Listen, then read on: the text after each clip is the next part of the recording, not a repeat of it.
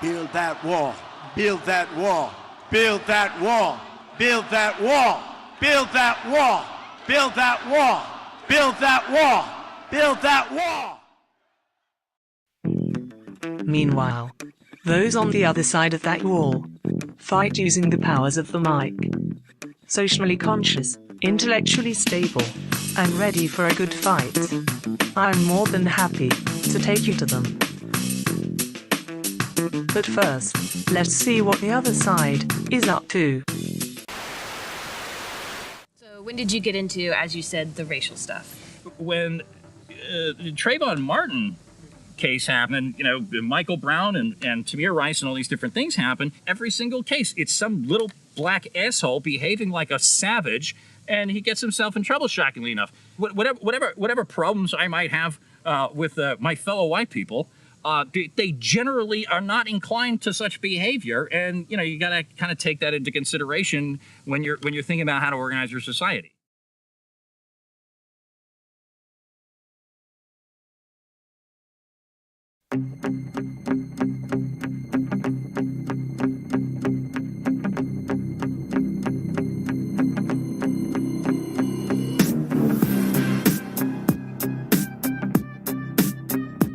Welcome to the mill. This is home to almost 1 million souls.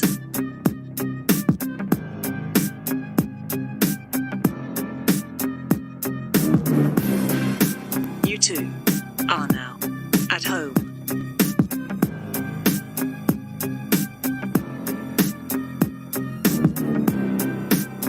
Welcome to the People's Network.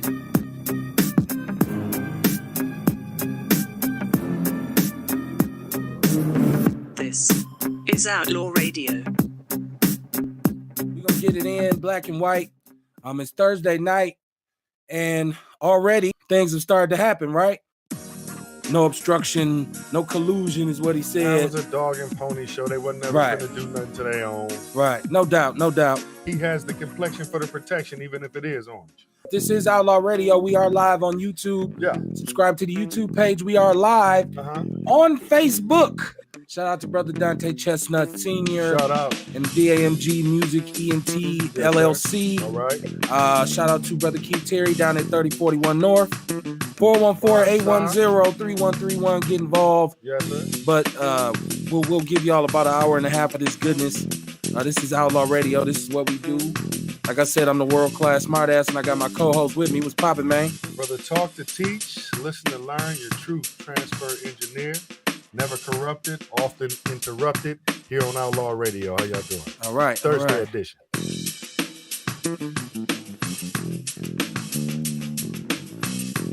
Black and white tonight, in addition to some current events. I'll give you about an hour, man. Like I said, the biggest news, I guess, is that all of a sudden, Minister Louis Farrakhan is banned from Facebook. Yeah. He's banned from Instagram.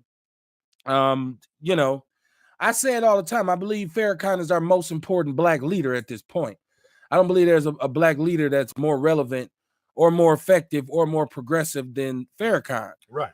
So, but he's banned all of a sudden from all social media. What you think about that? I kind of think it's ridiculous, but Okay. I mean, but it's what they do, right? You know Right. what I mean? They are, you know, Forgot about this. hypocrites walking. You know what I'm saying? So they say, "Do as I say, not as I do."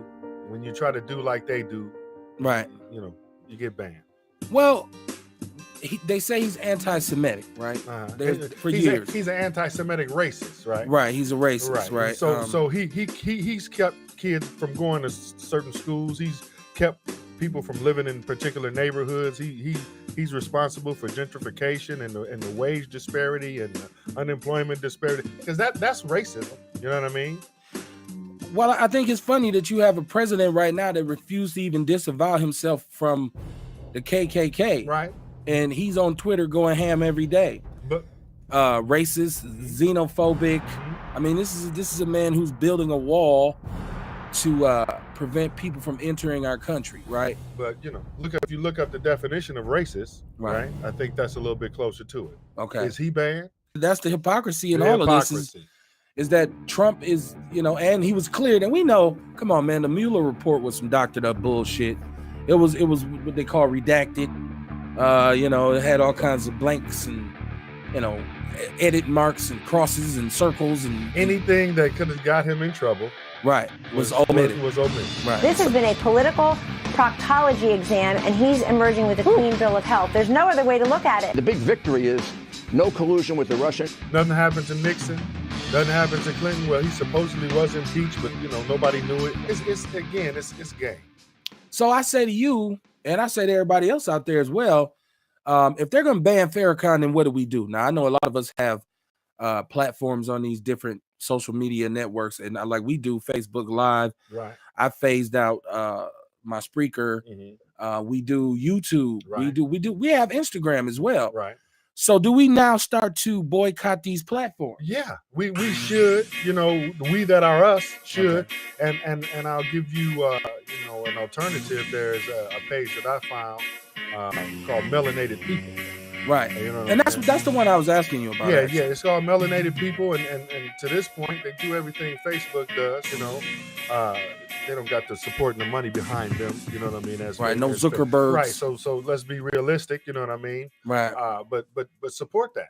Check it out.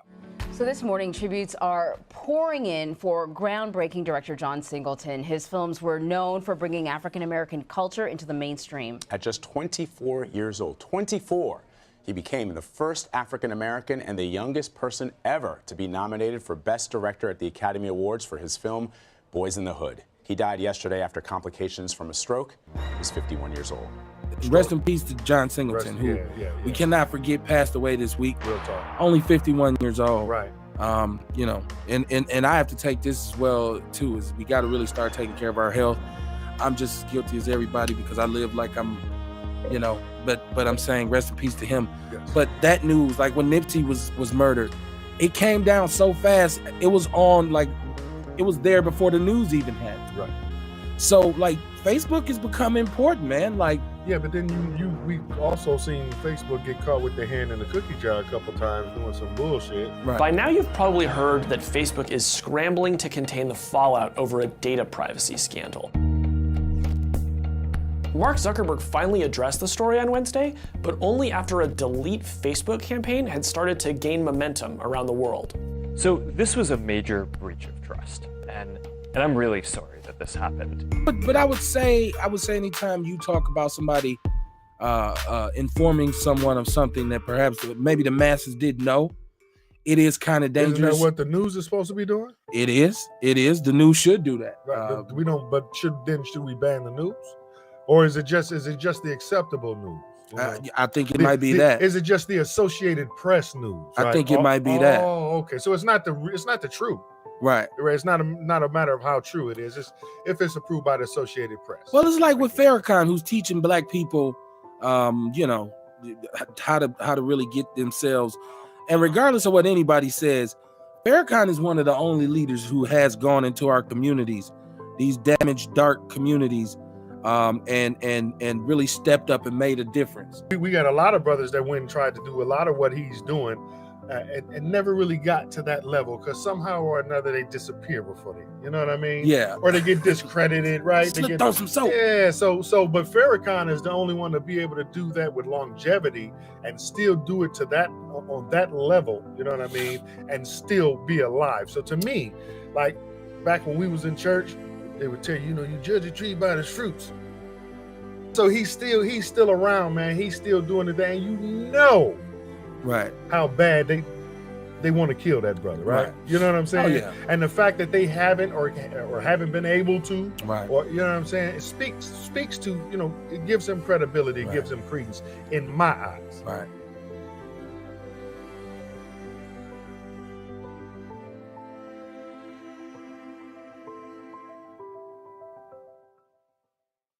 So it's Outlaw Radio, man. Thursday night, black and white. I wanted to examine, and I know most of you have an opinion on this. Shout out to Melvin Clark and Dwayne Jones. Share the live. I know we're on late. We kind of threw this out of left field. I felt like there are some things that have to be said as we move into the weekend. Some stories that have to be discussed. So I said, well, we'll give them about an hour tonight, not waste too much time. When you say to some people, you say, what is the most divisive issue in this country today? The answers will vary, right? Okay. But I think to a man, what you'll get is somebody's gonna say racism. It'll be in the top 3. Right. It should be in just about everybody's top 3. Somebody's gonna say racism, right? Absolutely. So then we talk about, then what is the problem? What is the problem with white people and black people? Like, now understand, the way we came to this country is controversial. The way we came to this country was subjugated. We were exploited. We were downtrodden. And the way they sold us, the way they brought us to this country and kind of sold that narrative about us was, here are people who are less than us. 3/5 of America. Right. They're not as valued. They don't have a human value. Beast of burden. Right. So don't have a soul. Right. So when we look at we talk about racism being the definitive divisive factor. Now we know I could go all the way back to slavery. I could go to Jim Crow. I could go, but I want to look at it right now. Now the historical part of it is important, so you don't want to brush over the fact that generations of white families have come and gone, and in each generation the black man was looked down upon and mistreated, kicked around, right? All the way up until where we are now, which is supposed to be enlightened times, right? Okay. So they say we live in a day of information. It's supposed to be the information age. Right. So what exactly is the problem with white people? What do you think the problem is? First, we're going to talk about the problem that we have with white people. Then we'll talk about some possible solutions to move it forward. Solution-based radio. Right. So when I say, I see you, Carl Pfeiffer. I see you, Dolly Whittington. I see a lot of people out there watching. Shout them out. Share the live, y'all. Let people know what we're doing. It's Outlaw Radio. It's black and white on the turn. So what do you think the biggest issue, but like when it comes down to white people and black people, why are race relations so horrible? Because I believe right now they probably at their worst since maybe the 50s, since maybe Jim Crowism. I don't think they've ever gotten any better. I don't think they've ever changed. You asked the question, what is the problem with white and black people? Why would you ask what the problem is with black people? Black people, since we've been here, to my understanding and the best of my knowledge, have kissed their ass, obeyed their laws. You know what I'm saying? Even if you want to talk about what's the problem with black people have a problem with black people. Black people do what white people say. You know what I mean? I think white people have a problem. And what do you think their problem is with us? It is a pure hatred. Okay. Like they want you to die in the worst. They want you to suffer. Like, here's the thing, but the worst thing about it is that we as a people, we so loving and trusting, right? I love everybody. You know what I mean? You know what I'm saying? We so loving and trusting when they come and they have their arms out and they say, oh, come here, we'll give you this. And we be like, okay. And we come. And then why do you make us sound like that? Because that's how we act, like as a people. Get a job application, son. So I don't think that black people necessarily have a white people. We've tried to do everything that we can to be with them and go according to their laws. We've accepted their religion. We've accepted their education, everything they give us. And we just take it and just keep on grinning and trying to keep progressing and succeeding in their society. So I don't think the problem is with black people. I know that was long-winded, but go ahead. No, it's all good. We got time to do it. Like I was thinking, like if you're out there right now and you say, well, here they go again on Outlaw Radio talking and shit about racism and white people and all this. I'm not playing the fiddle on here, meaning I'm not singing, oh, woe is me. I'm not on here saying, oh, I can't do shit because white people won't let me and all this kind of thing. I'm saying to anybody who even may doubt or deny what I'm saying, you show me a problem in this country, you show me something in this country that's not affected by race. When it comes to money and earning potential, we know median income, specifically in Wisconsin, is half. The black median income is half of what the white median income is, meaning how much money is made total in your household. There. So here for black people, it's around $29,000. Mm-hmm. For white people, it's about $61,000. Okay. It's double what the average black household. And when we talk about wealth and we talk about academic achievement, any and everything, right? It's always there. So race is a part of everything. Oh, well, no, it's not about that. Pull yourself up by your bootstraps. You you got to work hard in this country, and then you go about your day trying to do so, and it's barrier after barrier after barrier after barrier.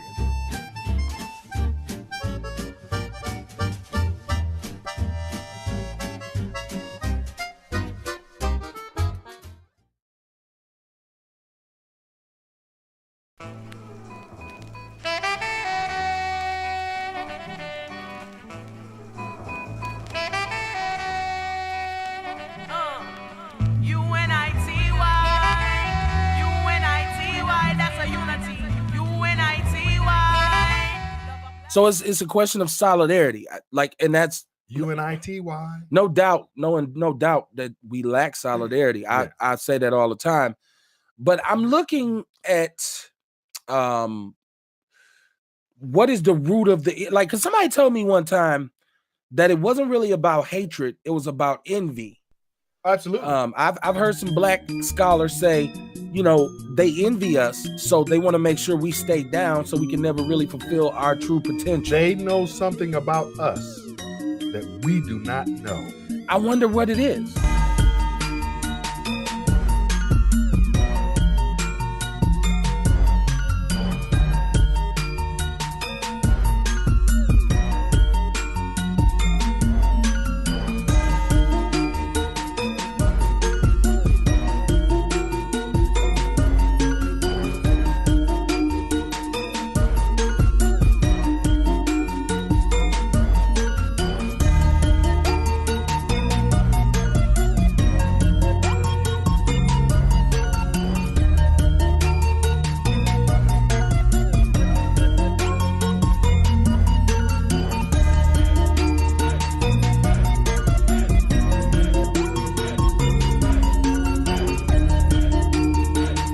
It's Outlaw Radio, black and white, on Thursday night. Hey. I really want to have a serious adult conversation. All right. About race relations in the country. The issue is them. The issue is hatred. This is if we have It's hatred. It's the hatred. Who's in control of the textbooks, right? Right. So it's no secret. We know who writes the textbook, who's in charge of the dictionaries, the encyclopedias, and so on and so forth. Right. Who's also even in charge of what we call ourselves, right? Mm-hmm.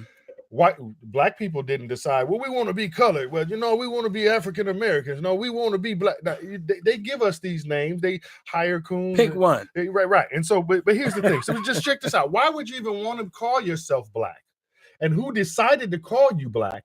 And who decided to call them white? Okay. The color of pure snow, reflecting all the rays of the sunlight. The color without hue, benevolent, without malicious intent, honorable, generous, rare, morally unblemished, extremely clean, very pure, honest, and moral.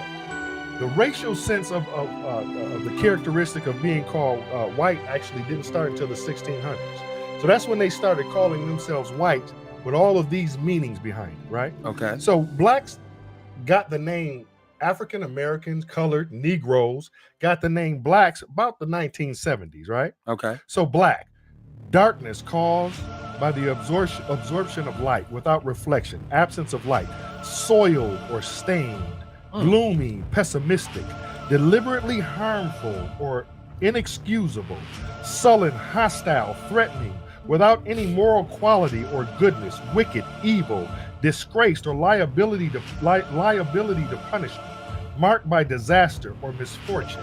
I can go on and on. Right. So this is the name that we were given around the 1970s. Really, when you understand the word, why would you want to call yourself black? What kind of curse are you putting on yourself when you say that? Since we don't know our history, we are black people because it's dark, it's foggy behind us. We don't know what's back there because they tampered with our DNA, because they raided the slave quarters, because they did all of these different things to kind of mix it up and just break up the tribes and the families. She said she identified as black. I got a black heart because of the way I've been treated, because of the way my family has been treated. Mm-hmm. Black people come from America. Africans come from Africa. Where do Negroes come from?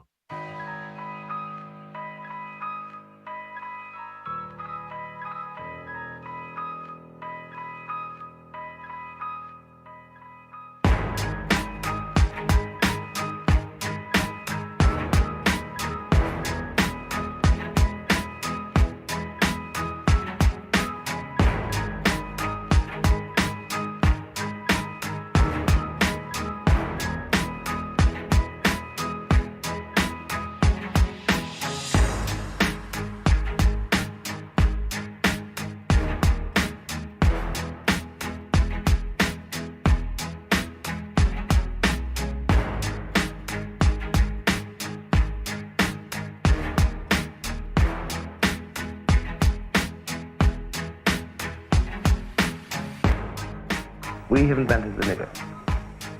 I didn't invent him. White people invented him. Black people come from America. Like, they don't call an African dude black. They call him African. But when you are overseas in another country, they don't call you black either. They call you an American. A black American. No, they make sure they make that notation. No, they don't. I think we do that here. Words mean something, right? You know what I mean? They mean something. Like I asked my grandfather one time, can a mute person pray? Right? And you know what he told me? Yes. Because it's not about the words, it's about the vibration, it's about the energy that you give. You see what I'm saying? So when you talk about words and you talk about, they call it spelling because it's a spell and words mean something, and you keep saying this, if you believe in the power of attraction and speaking things into existence, right? Right. Then you have to understand that when you put this curse on yourself and you keep saying this thing about, because everything that I said, I didn't even get finished, but everything that's described in the word black that is put there, that's been there, has eventually been what we've become as a people. The black man is God. I hear them say that. I hear, and speaking of that, I hear my brother Farrakhan saying the black man. I hear a lot of intelligent, informed, empowered people of color say black men, black people. As a description, not a race. Even if they're given a description, right, they're going to say he's a white male, right? They're not going to say he's a German male, he's from Czechoslovakia, he's from Eastern Europe. He's a white male. That's his description. I'm the white man. He said, I represent the white race. But it's the white Aryan race. But what you're talking about when you say an Aryan race, the real talk is, I'm gonna offend somebody. It's the dumbest, it's the lowest of the white people. Right. It's the poor, dumb, low white people that said, you know what? You're still above black people.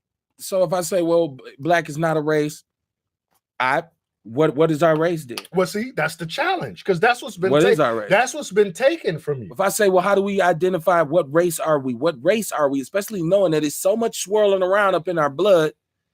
What are you?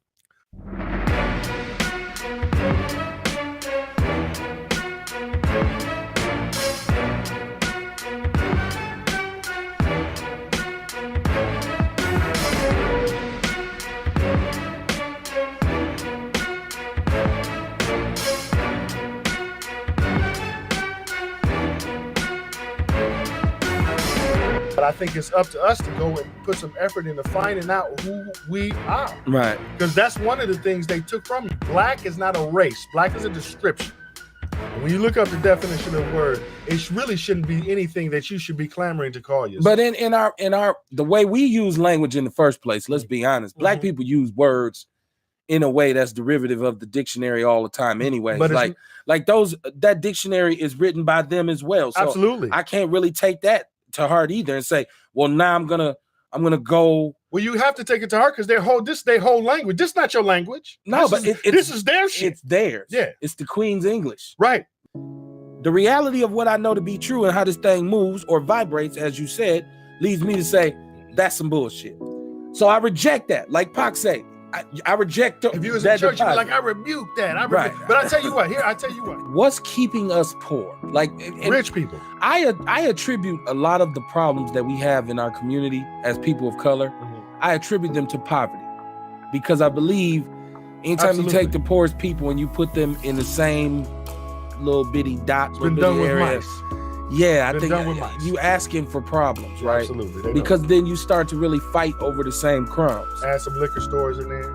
You know, put some guns in the community. Sprinkle some crack on it. Come on, right? Sprinkle some I crack. believe poverty is a bigger problem than race relations, because I believe poverty kind of makes race relations worse. I was gonna say, I think it's one and the same. I think that poverty is one of the things that creates a lot of race relations, because the poverty runs along racial lines. Right.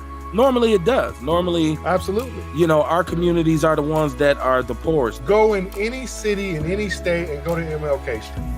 It's usually the worst street in the damn city. A lot of the crime, a lot of the criminal acts that I see committed in our community, I will not blame a white man for. Look up. I will not. Study, whether in your Bible, whatever you in, look up universal laws, right? You will find one of the universal laws that you can't get around, right? to be cause and effect. What you're saying is I like that. Thank white people are the cause. Absolutely. Okay. Listen. So then how do you suggest we address them to fix this problem? We don't address them. We do our own thing. Separate but equal. When we were separate, even though our shit wasn't equal, we at least loved each other. Let me tell you something. There's always been murder in the black community, no matter where it was. The origination of these dudes who sell heroin in the community, even if you're looking at Bumpy Johnson and these people who we like to make into heroes in Harlem in the 30s and the 40s, there was heroin addicts. There were people, black gangsters, who fought each other. The Vice Lords and the GDs started in Chicago in the early 60s, mid 60s.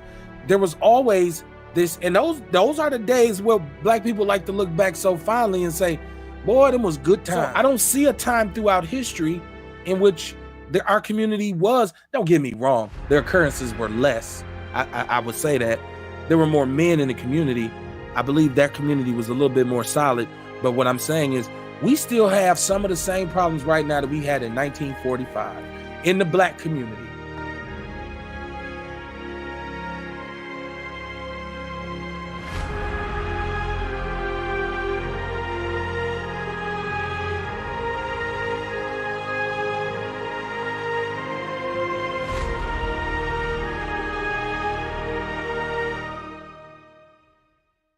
So what I'm saying is we still had the same problems that we have now. The disappointing thing about Black America to me is that we haven't solved any of them. How much of this is on them? How much of this is on us? Because I think we have to take some responsibility. I think we have to have some accountability. I don't think we can move forward if we don't. I don't blame white people because that's what they do. Right? Black people, when's the last time you questioned somebody where your tax money is going? You know what I'm saying? What they're using your shit for? Because white people ask, right? They're at the meetings, right? They want to see. I'm gonna be easy on y'all tonight. We're gonna get out of here, but Saturday night we will have time to really put our feet down in the mud and really grind deeper and deeper. But my discussion about black and white is just because I think as a black man, you got to figure something out. You can't. What do they say? You study long, you study wrong. So if you sit there trying to figure it out too long without moving, you lose anyways. I think people of color really need to come to some sort of definitive truth. A little ain't enough and a lot is too much. I'm hard on Black America because I love being black and I love black people.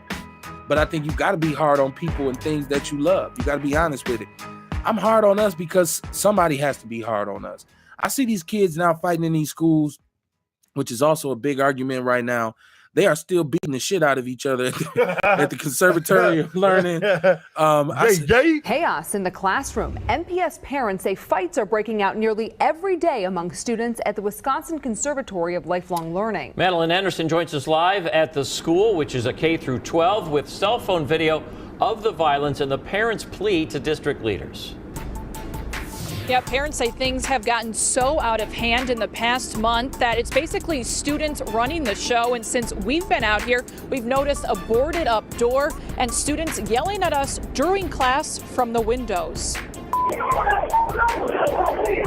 In 3 separate incidents in the past 2 weeks, one thing has become clear to parents and community activists. Our students' safety is in danger. Cell phone video captures massive brawls breaking out among students at Wisconsin Conservatory of Lifelong Learning.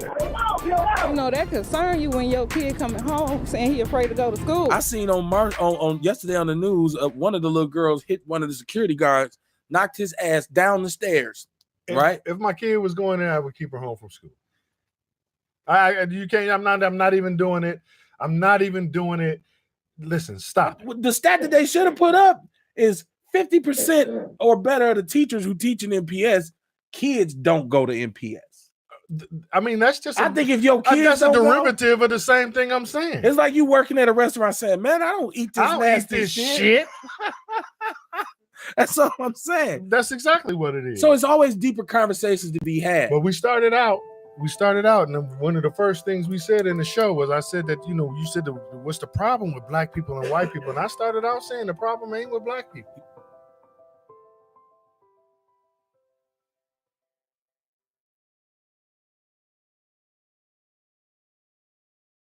So I appreciate you if you tuned in. Yes. If you just joining in, it was a great show. You can go back and watch the stream. Yeah.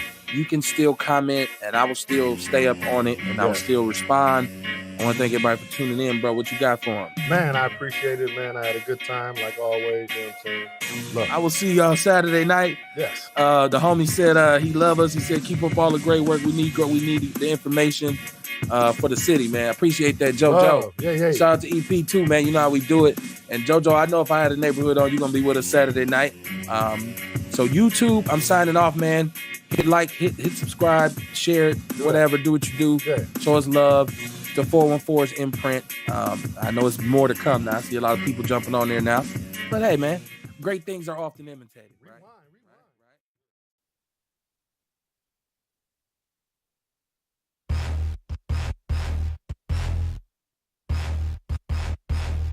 Speaking of Steve having some issues. Wait, so Steve getting a divorce? We don't know. Okay, so if he get a divorce, do every black woman that went and bought that bullshit ass, coon humping ass book, right? Do you get your money back? First of all, we don't know if he's getting a divorce. No, it's if he does. Allegedly, he has some issues in his marriage right now. I know he lost his distribution for his talk show. So the money. They said Steve dumped 4 of his properties in Texas. And it looks like he's liquidating. And look, I'm not wishing nothing bad on no other black man. My problem with Steve Harvey is the way he talked to Monique. And this was just a couple months ago. Boom. And he told her that integrity wasn't important. Money was. Right. Boom. Go away. Steve can always get some money. Fuck you, Steve. Fuck you. Shout out to Steve Harvey, man. Dang. I can still be on your show, here. Steve. Karma is a motherfucker. I don't wish nothing bad on nobody. Right. But I understand how things work. Right. Steve, be careful, man. Bad energy comes back to you, bruh. Act like a man, think like a lawyer, Steve.